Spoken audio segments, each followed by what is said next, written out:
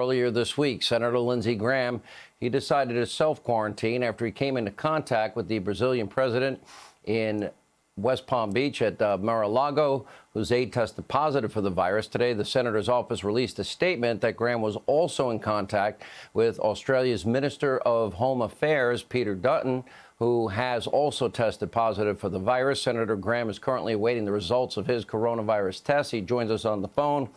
Senator, I'm sorry to hear this. We don't want anybody sick. And I'm okay. You're okay. No symptoms whatsoever. Thank God for microwaves. Thank God for microwave what? Microwave food? Yeah, because that's the only thing I know how to cook. All right, I'll tell you what I'm going to do. But I will order whole steak, and I will have it delivered and left on your doorstep. I'll take it. Whole steakhouse. I will call them tonight. I just need your address. The President Melania, she's going to send stuff over, so I'm going to milk this for all it's worth.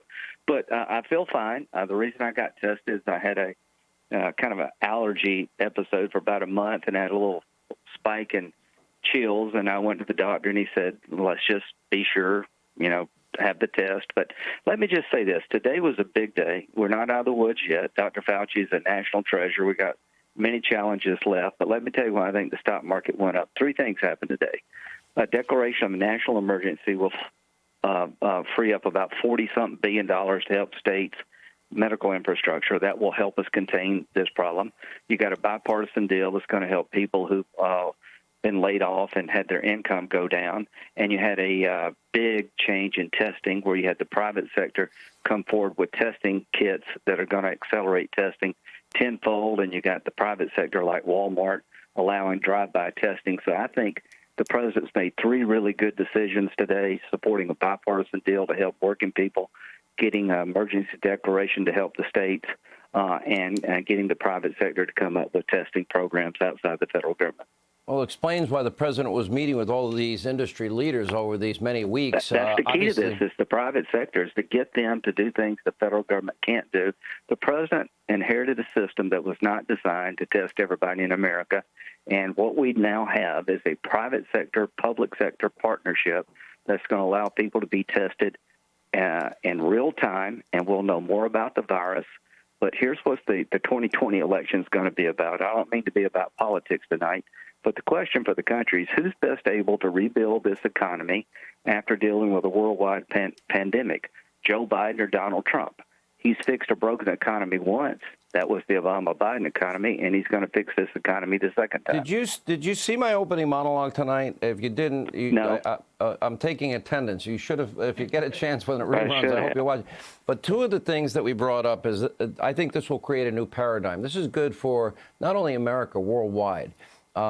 These companies are amazing to do what they're doing, and patriotic Americans.